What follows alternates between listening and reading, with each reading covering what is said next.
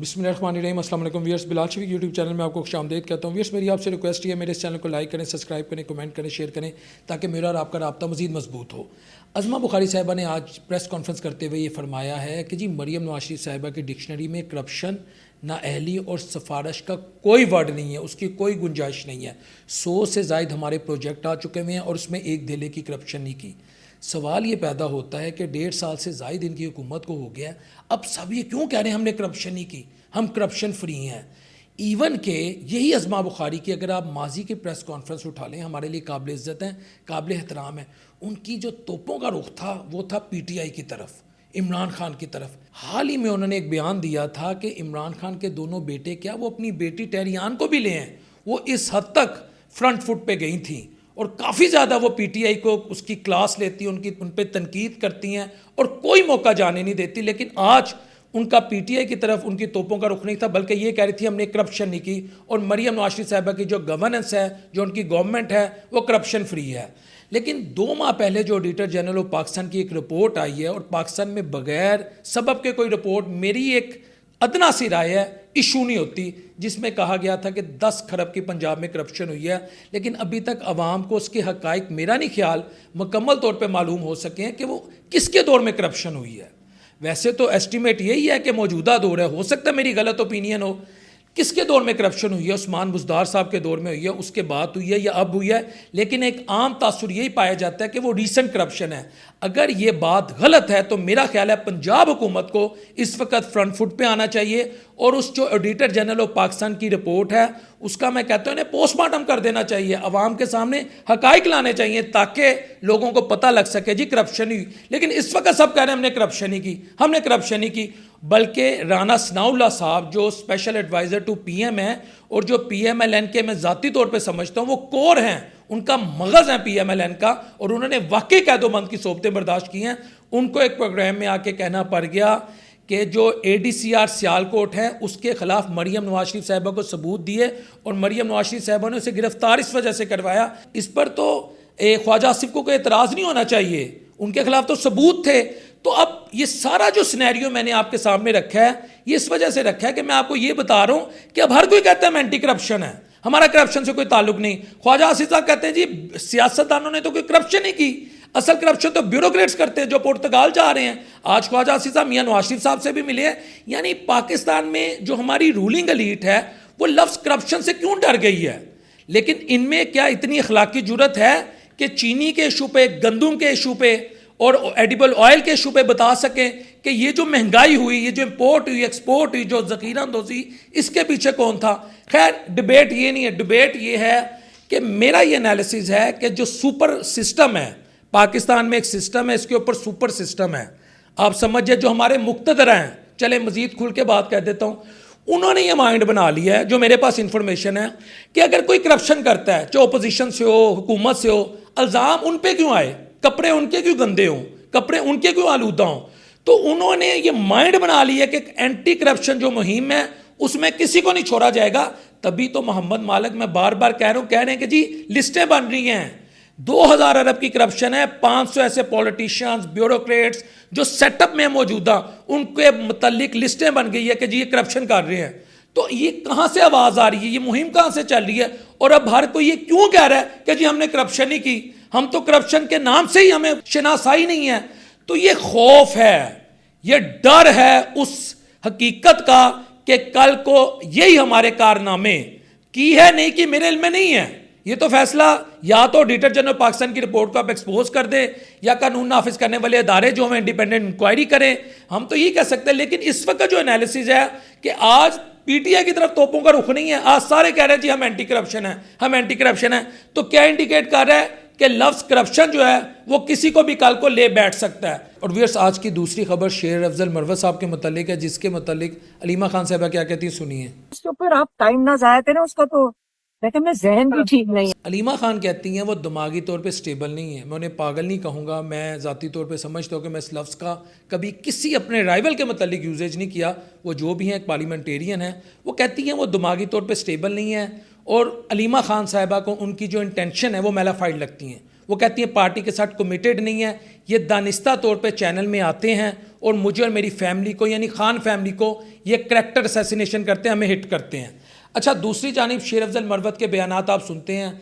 अभी उनकी एक सोशल मीडिया पे 2-3 उनके मुतालिक खबरें चल रही हैं। एक जगह वो कहते हैं कि मैं खान का ग़ुलाम नहीं हूँ कि जो खान कहे वो मैं कर लूँ, जो खान कहे ये सही है मैं सही मान लूँ, जिसे खान कहे ये गलत है मैं गलत मान लूँ, मेरी अपनी सोच है।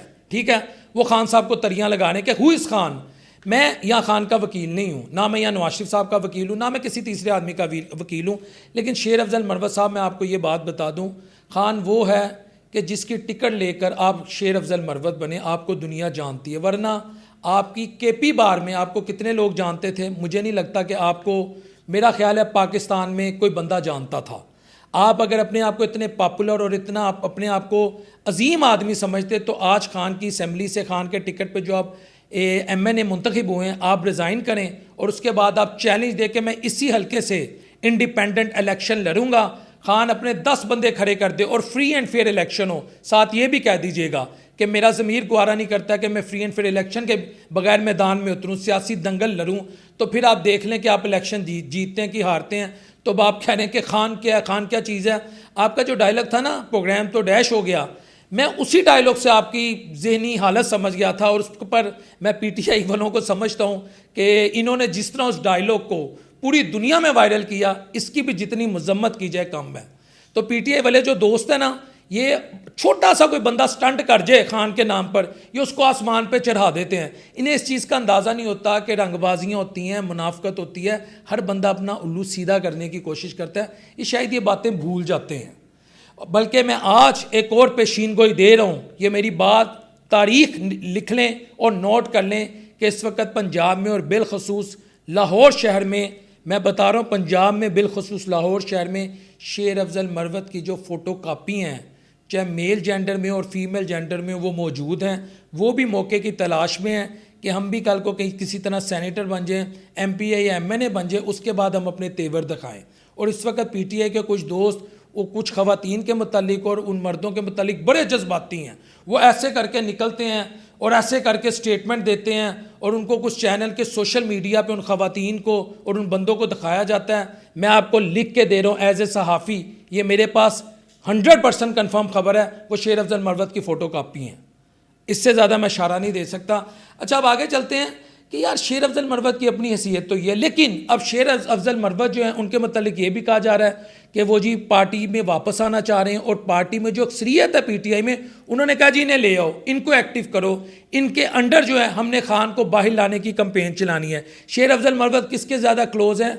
अली मीन गंडापुर के। अली मीन गंडापुर कौन है वो भी आपको पता है। तो एक शख्स जो खान को तनकीद करे, उसकी बहनों को तनकीद करे, खान के किसी कॉज में उसके साथ खड़ा ना हो, खान अच्छा है बुरा है, यहूदी या मुसलमान है, ये फैसला अवाम करे या अल्लाह करे। यहाँ बैठ के मैं ना नवाज शरीफ को, ना शहबाज शरीफ को, ना खान को, ना जरदारी साहब को गद्दारी के, यहूदियों के, कुफर के टाइटल नहीं देता भाई, मैंने अल्लाह को जान देनी है। लेकिन मैं शेर अफजल मरवत के मतलब ये बताऊँ, वो तो खान को किसी खाते नहीं लिखता, वो कैसे पार्टी में दोबारा आ रहा है, पार्टी कैसे उसकी रहनुमाई, वो पार्टी कैसे कह सकती है कि जी उसको दोबारा पार्टी में ले लिया जाए। खान की बहन, जो तीनों बहनें, उनके कभी पैरों में मेरा ख्याल है छाले पड़ गए होंगे, जिस तरह वो डयाला जेल के बाहर खड़ी होती हैं। थोड़ा दिमाग लड़ाएं। और ये किसी कमरे में बैठ के रात को उसी पे हिट कर रहा होता है, उन्हीं को तनकीद कर रहा होता है। अब ये पार्टी में भी आ रहा है खान को बाहर लाने के लिए। तो यहाँ से अंदाज़ा लगा लें, जब तलाल चौधरी ये कहता है कि खान की पार्टी के अंदर 90% लोग कॉम्प्रोमाइज हैं, तो कैसे वो गलत कह सकता है? तलाल चौधरी की बात ठीक है, मुकमका हो चुका है। वो कहते हैं आओ खाओ तो जान बनाओ। ये सोचिएगा मेरी बात कि एक शख्स नजर ही नहीं आ रहा खान को बाहर लाने में, उसके पास कोई प्लान ही नहीं है सिवाय चंद डायलॉगों के। प्रोग्राम तो डैश हो गया, मुझसे कोई डायलॉग सुन ले तो मुझे हिट कर देंगे आप लोग। This is not commitment to your party, ये एक मैच्योरिटी का लेवल नहीं है। खैर, ये इस वक्त हालात हैं। तो अगर इनकी पार्टी में वापसी होती है तो समझ लें कि पार्टी जो है ना, वो बिल्कुल ही, जो मैं अभी ज़ाती तौर पे समझता हूँ 80 से 85% कॉम्प्रोमाइज्ड है। तो वो इसका मतलब है कि खान आ गया, फिर अगले दिन ही बाहर आ गया, दिन गिलने के किस दिन खान साहब बाहर आएंगे। और फिर तीसरी खबर, उमर अयूब साहब अब ओपोजिशन लीडर नहीं रहे, वो उनकी सीट खाली हो चुकी हुई है। शिबली फराज अब सेनेट में ओपोजिशन लीडर नहीं रहे, उनकी सीट खाली हो चुकी हुई है। और जो जरताज गुल हैं वो पार्लिमानी पार्टी के लीडर नहीं रहे, उनकी सीट खाली हो चुकी हुई है, यानी वैकेंट हो चुकी हैं सीटें। अब PTI की तरफ से कौन कौमी असम्बली में उमर अयूब की रिप्लेसमेंट करेगा और सेनेट में शिबली फराज की रिप्लेसमेंट करेगा और एज ए पार्लिमानी लीडर जो है वो जरताज गुल साहिबा की रिप्लेसमेंट करेगा। इस पे मेरा ख्याल है कोई अवाम का इंटरेस्ट भी नहीं है, क्योंकि जो भी आएगा उस बेचारे की पोजीशन क्या होगी, वो कितना कॉम्प्रोमाइज़ होगा, वो कितना कमिटेड होगा, वो सबको पहले से पता है। तो ये इशू नहीं है। लेकिन एक ख़बर जो मैं आपके साथ शेयर कर रहा हूँ वो ये है कि अगर उमर अयूब गवर्नमेंट के साथ राब्ते में आ जाते नए चीफ इलेक्शन कमीशन की तैनाती के मतलब जो उनकी आइनी जिम्मेदारी है, क्योंकि जो सिकंदर सुल्तान राजा साहब हैं जो चीफ इलेक्शन कमिश्नर हैं उनकी आइनी मियाद आइनी मुद्दत मुकम्मल हो चुकी हुई है। अगर वो चैप्टर उमर अयूब खोल देते कि आए प्राइम मिनिस्टर साहब हम इस बात का फैसला करें, क्योंकि आइन हमें ये हक देता है कि अपोजिशन और गवर्नमेंट मिल के नया चीफ इलेक्शन कमिश्नर बनाएगी, तो फिर उमर अयूब सस्टेन कर सकते थे तब तक जब तक नया चीफ इलेक्शन कमिश्नर जो है उसकी तैनाती ना हो जाती। लेकिन उमर अयूब मुझे नहीं समझ आई कि उनको मालूम भी था कि उनके खिलाफ फैसले आ रहे हैं, लेकिन उन्होंने ऐसा क्यों नहीं किया। या तो वो खुद इस जिम्मेदारी से सुबकदोश होना चाहते थे या शायद वो कॉम्प्रोमाइज़ थे, अल्लाह की ज़ात बेहतर जानती है। लेकिन ये नहीं हो सकता कि उनके इल्म में ऐसी बात ना हो। अगर मेरे जैसे लेमैन के इल्म में ये बात है तो उनके इल्म में बात क्यों नहीं है।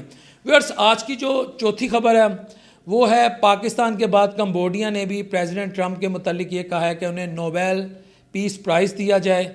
और प्रेसिडेंट ट्रंप जो हैं वो अक्सर ये क्लेम करते हैं कि उन्होंने पाकिस्तान और इंडिया की जो जंग है, जो न्यूक्लियर जंग हो रही थी, उसको रोकने में बड़ा इंपॉर्टेंट रोल प्ले किया। बल्कि 20 से ज़ायद मरतबा 25 से ज़ायद मरतबा उन्होंने बात की। इवन कि इंडिया में जो नरेंद्र मोदी हैं, प्रेसिडेंट ट्रंप के इस क्लेम की वजह से जो राहुल गांधी हैं उन्होंने उनका नाम मोदी सरेंडर रख दिया हुआ है। तो वैसे भी वो ये क्लेम करते हैं कि गज़ा की सूरत हाल को बेहतर करने में, हत्ता कि क्या बेहतर है उसे मैं करबला एपिसोड पार्ट 2 कहता हूँ, मैंने बड़ा इंपॉर्टेंट रोल प्ले किया है। रशिया और यूक्रेन की वार को भी मैंने काफ़ी हद तक मिनिमाइज़ किया है। तो वो ये क्लेम कर रहे हैं, तो क्या उनको नोबेल पीस प्राइज़ मिलना चाहिए, नहीं मिलना चाहिए, ये फ़ैसला जो है दुनिया बेहतर कर सकती है, क्योंकि ये कोई रीजनल या कोई नेशनल इशू नहीं है, ये ग्लोबल इशू है। और व्यस आज की जो लास्ट न्यूज़ है वो है लतीफ़ खोसा साहब ने कहा है कि मोहसिन नकवी अभी बच्चा है। उनको ये बात क्यों कहना पड़ी? मैंने आपको एक पॉडकास्ट में ये गुजारिश की थी कि अगर शहबाज शरीफ साहब नहीं भी जा रहे फ़िलहाल तो उनकी रिप्लेसमेंट मौजूद है। शहबाज शरीफ साहब या मौजूदा सेटअप जो है, सिविलियन सेटअप जो है, ये इंडिस्पेंसिबल नहीं है। और ये सुहेल वड़ाइच ने अपने एक कॉलम में भी बात की थी। तो इसका मतलब ये है कि पाकिस्तान में जो पावर मेकर हैं, जो पावर ब्रेकर हैं, जो पावर में लोगों को लाते हैं और पावर से बाहर ले जाते हैं, उनके पास कोई ना कोई ऑप्शन ऐसी है जो इस तरह की स्टेटमेंट आ जाती है। बाकी ऐसा होता है या नहीं होता ये आने वाला वक्त बताएगा। लेकिन जो मौजूदा सेटअप है वो अगर आज करप्शन मुखालिफ है, वो कहता है हमने करप्शन नहीं की, हमारा करप्शन से कोई ताल्लुक़ नहीं, और ऐसी स्टेटमेंट जब आ जाएँ तो it means something is there, दाल में ज़रूर कुछ ना काला है। मैं सेंस में काला नहीं कह रहा कि अगर सेटअप बदल जाता है, भाई ये कौन से मेरे कोई रिश्तेदार हैं, ये बदल जाएंगे, नए आ जाएंगे। हम तो आम आदमी हैं, आम आवाम हैं, हमने इस मुल्क में इसी तरह ही रहना है। अस्सलाम वालेकुम रहमतुल्लाहि व बरकातहू।